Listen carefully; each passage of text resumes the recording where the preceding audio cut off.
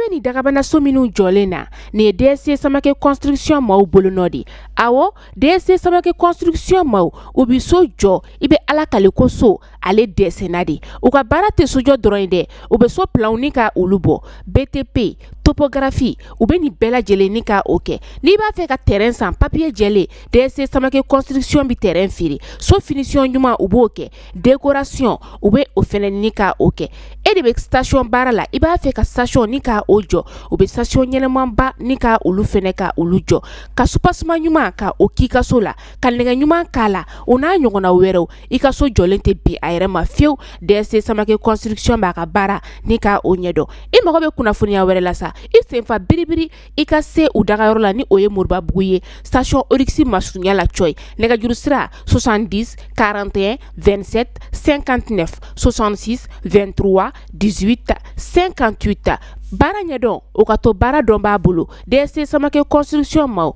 u b'u ka baara u b'a ɲɛdɔn.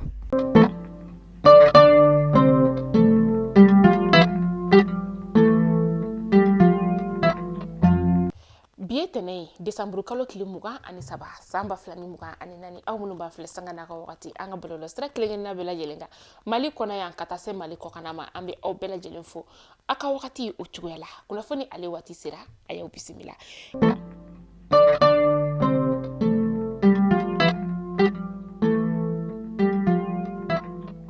Kunnafoni daminɛ bi Mali ni Burkina Faso ale ni Niger jamana u kɔni y'a yira k'a fɔ ko u labɛnnen don ka se ka Faransi ni ka ale ni a jɛɲɔgɔn tɔw ka olu makɔnɔ n'u kɔni y'a ɲini wagati o wagati k'u bɛ gɛlɛya ta ka ni jamana sɛgɛrɛ olu kɔni bɛ u ɲɛsin u ma o kɔni fɛnɛ siratigɛ kelen na sa fɛn min ye AES jamana marabagaw ye ni o ye Mali ni Burkina ni Niger ye ko CEDEAO kɔni ye dɔ fara olu ka toli ka CEDEAO ale kɔni la ka kalo 6 kɔni di Mali ni Burkina ni Niger ma ni jamana saba ɲɛmaa y'a yira k'a fɔ ko u ye nin wagati in kɔni d'u ma o tɛ olu fɛla ko ye k'a sababuya kɛ olu kɔni bɔra CEDEAO yɛrɛ de la pepepewu.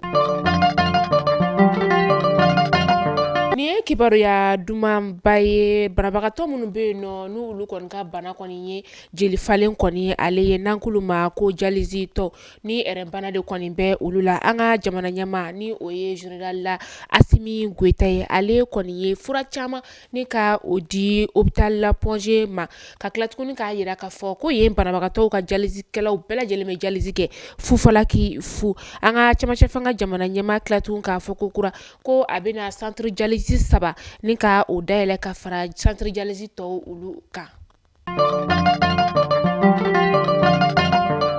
Kɛlɛkɛcɛw ka ɲɛmaa ni o ye état major général des armées ko k'a da bɛɛ lajɛlen tulo kan k'a fɔ ko décembre kalo tile 20 san 2024 tilefanatɔw kɔni dunna wagati min na kalogɛlɛn diinɛ tigilama dɔw kɔni y'a laɲini ka bingani wale ta ka ɲɛsin Bangal Tup ale dugu o ma ka taga se Irigili dugu o ma nin dugu kɔfɛlen ninnu kɔni bɛ an ka jamana ale kɔrɔ yan fanfɛla ni Tilebi yan fanfɛla la kɛrɛnkɛrɛn Banyangarakaw olu fɛ yen nɔ ala ni an ka kɛlɛkɛcɛw olu ka ɲɛmajɔ ale sira fɛ u kɔni y'u to sanfɛ pankuru de kɔnɔna la ka ni banbaganciwale wale tigilama ninnu kɔni ye waati min na u tun b'a fɛ ka jɛnsɛ sa u ye takari u la ni sanfɛ pankuru ale ye o siratigɛ la sa u kɛra ka kalogɛlɛn diinɛ tigilama 12 ka olu bɔnɛ u ni na u ka bolimafɛn sen 2 ka 6 jeni u la o fɛnɛ siratigɛ la sa décembre kalo tile 21 san 2024 korokaw ka brigade territoriale min bɛ yen nɔ olu fana ye tɛgɛ da katakatani 3 ale ka ni o ye bolimafɛn sen 3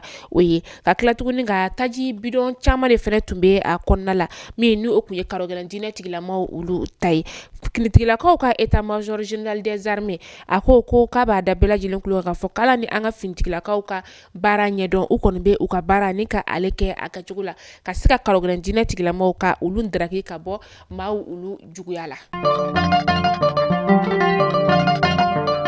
An bɛ to an ka finitigilakaw ka kibaruya ale kɔnɔna la hali sisan nɔ ka kɛ ni u ka jamana ka lakana ye ani maaw n'u bololaminɛw kisili ye cogoya min na an ka kɛlɛkɛcɛw kɔni ye bagan ni o ye misi 435 ye ni ka o minɛ kalogɛlɛn diinɛ tigilamaw olu la ka tila tuguni ni ka a di dugu marabagaw olu ma ni o ye marakalakaw ye a kɛra dɔgɔkun tɛmɛnen o la a baara yɛrɛ bɛɛ lajɛlen kɔni kɛra maraka préfet ale ɲɛna ani maraka dugu sigiba caman olu fɛnɛ tun bɛ kɛnɛ o kɔnɔna la.